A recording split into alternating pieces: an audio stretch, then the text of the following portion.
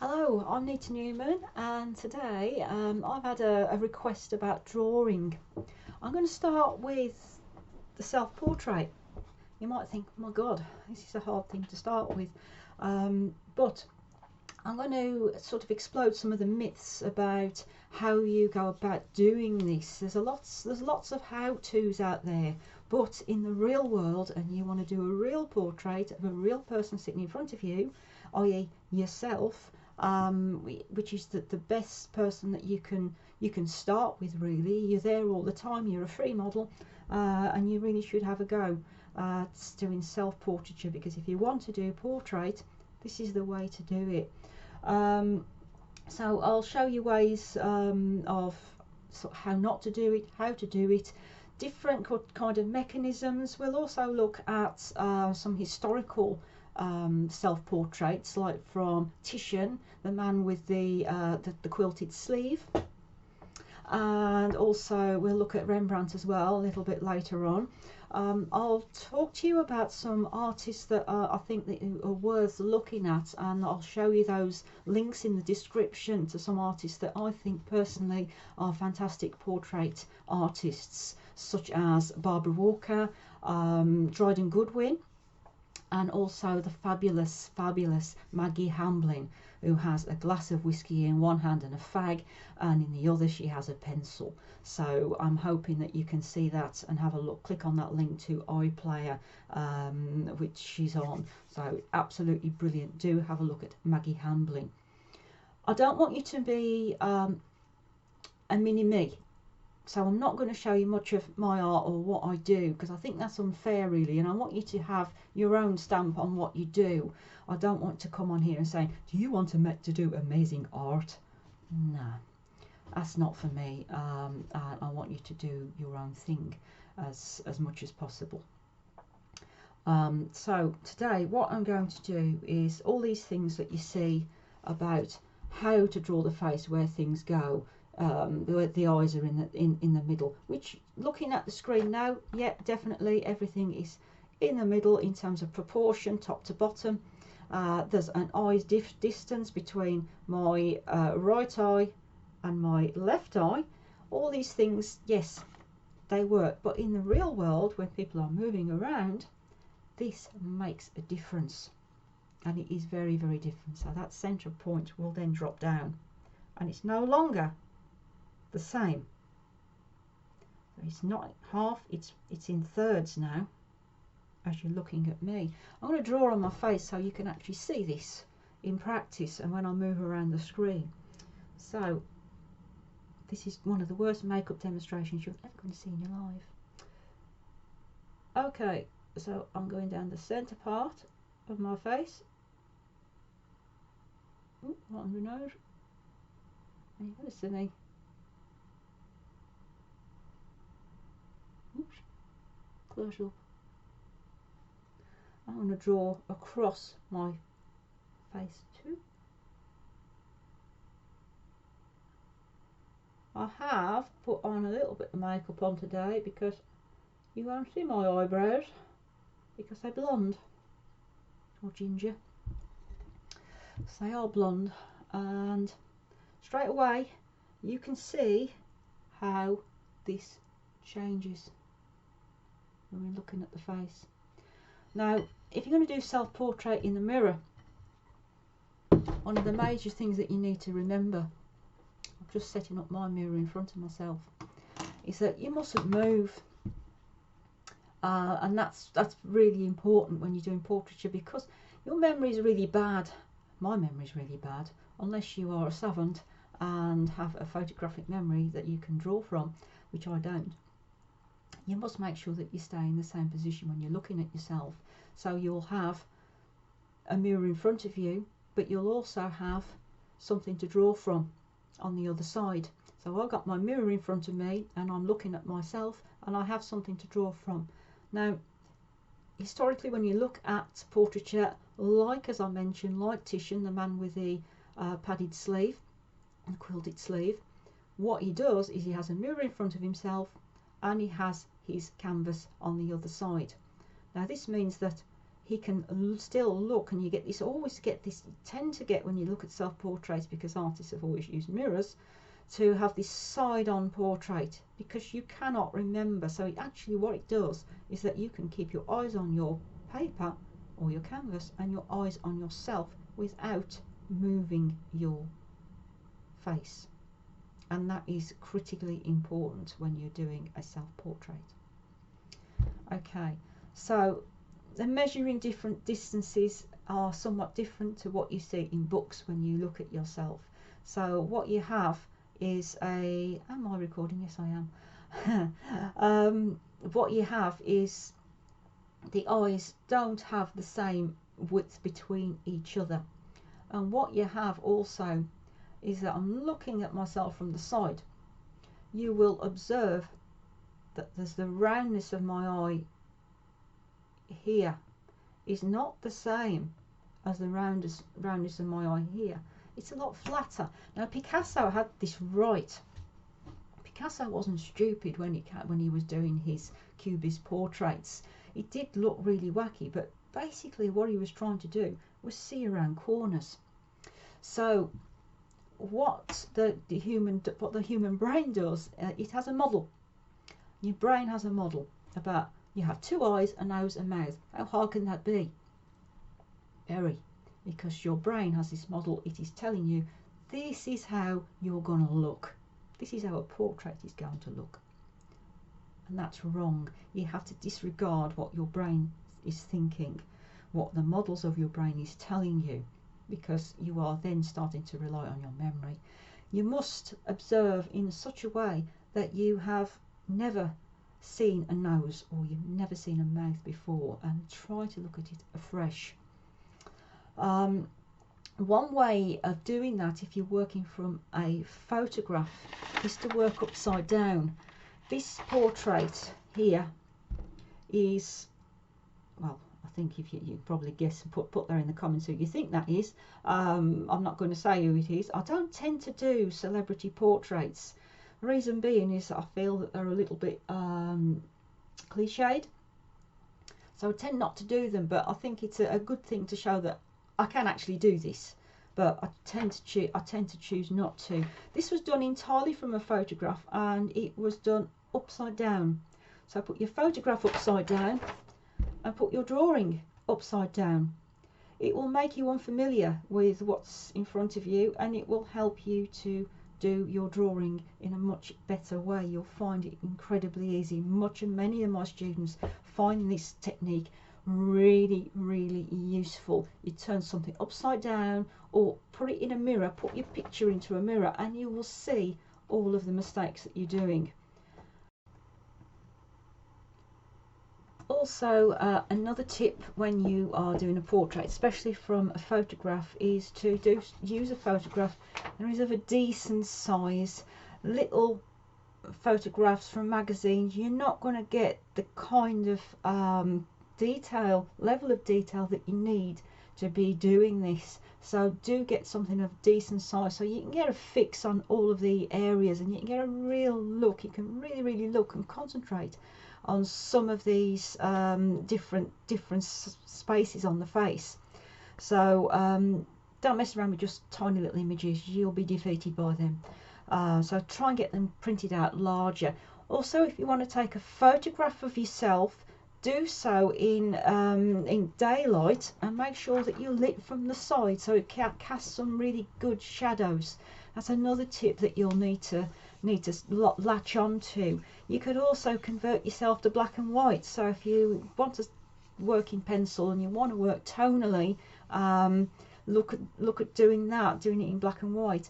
Another thing that you can do is start squinting. Squinting's a really good way of making sure that you see the lights and darks if you want to do a tonal portrait of yourself, and really interrogate the different shapes of the shadows on the face. We were talking about shapes in this video a couple of times. So the shapes of the shadows, and building those up and looking, are they triangular, are they square shaped? Looking under my eyes as triangular shapes that will that are accentuated in different areas, and you can use these different shapes to highlight the dark shadows and draw out the features using shading and tonal variation.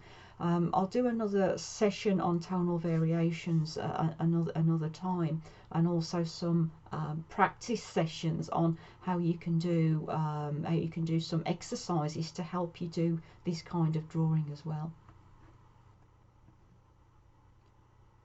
Also, another tip when you are doing a portrait, especially from a photograph, is to use a photograph that is of a decent size. Little photographs from magazines, you're not going to get the kind of level of detail that you need to be doing this. So do get something of decent size so you can get a fix on all of the areas, and you can get a real look. You can really look and concentrate on some of these different spaces on the face. So don't mess around with just tiny little images, you'll be defeated by them. So try and get them printed out larger. Also, if you want to take a photograph of yourself, do so in daylight, and make sure that you're lit from the side so it casts some really good shadows.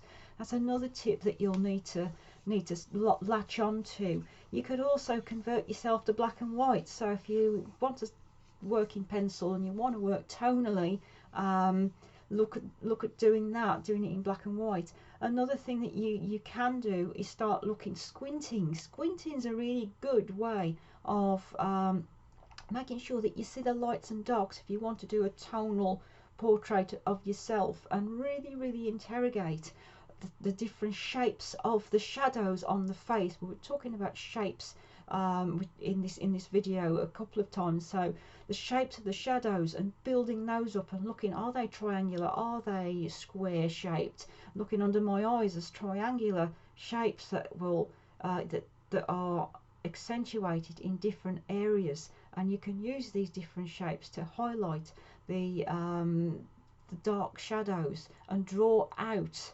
the features using shading and tonal variation.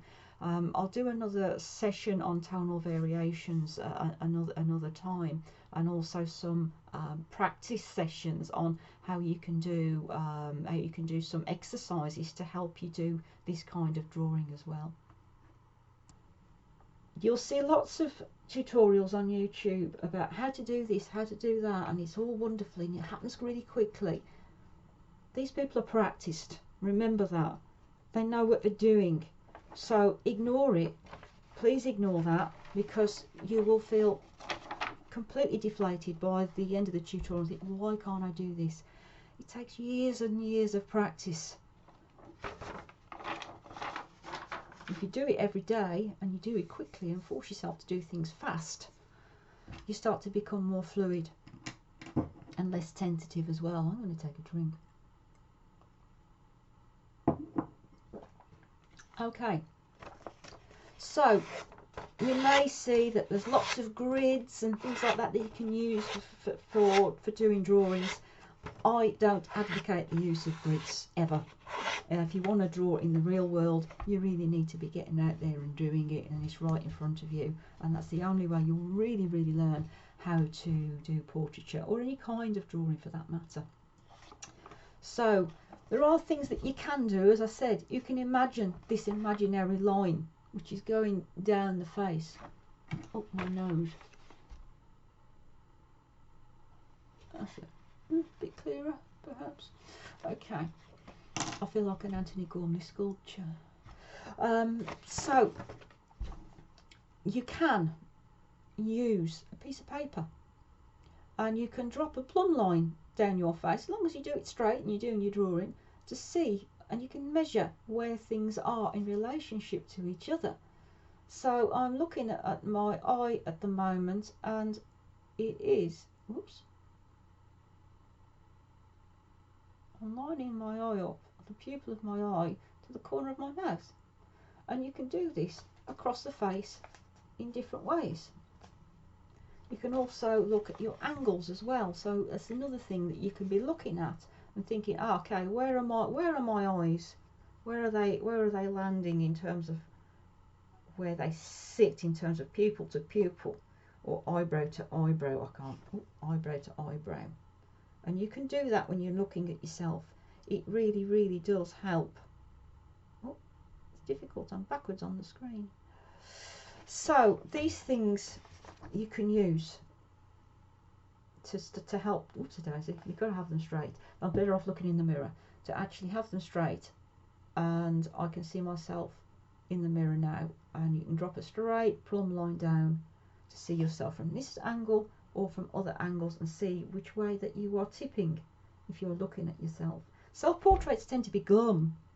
You never see a smiling self-portrait. They're always very, very intensely observing themselves, the artist is. So you'll very rarely see a laughing self-portrait, except for Rembrandt, because he did so many of them. He made himself very familiar with his own face. And we're very uncomfortable looking at your own face. Get used to it. It's yours. You can do nothing about it. Well, I've had to get used to the sound of my own voice on video too, so I've got used to it. I've got over it. It's fine. So, the key points in looking at a face are the angles. Which way are you tipping? And also the relationships between shapes. In general, in drawing, when you're looking at the relationships between shapes and you're trying to make a framing device so as you can put yourself on paper. My head on this screen, I can probably almost fit a face size, if I can sit backwards, trying to work out where things are. I can almost fit a face depth. So thinking about where the framing is on your portrait, on your piece of paper, just get a general idea where things are. And also your measurements, as I say, your measurements will be taken from, you can use your pencil to measure with, and I'll show you how to do this as well, doing how to use your pencil. Now I'm doing this entirely wrong, I'm doing this on the screen. If you're measuring anything, especially when you're out in the world, you have your arm out straight, and wherever you are looking at, I can actually give you an example. So if I've got that piece of paper in the background and I've got my thumb across it, I can see that is 1, 2,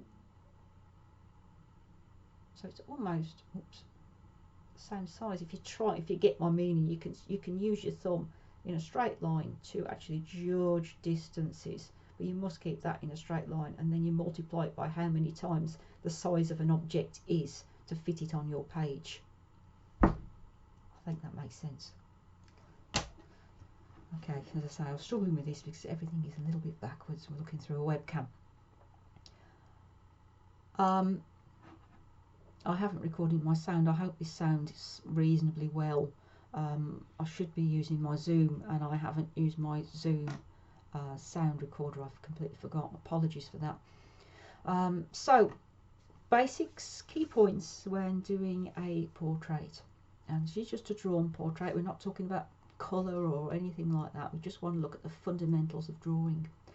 We're looking at the angles, the relationships between spaces and the distances between things. Measure those by eye when you're doing that.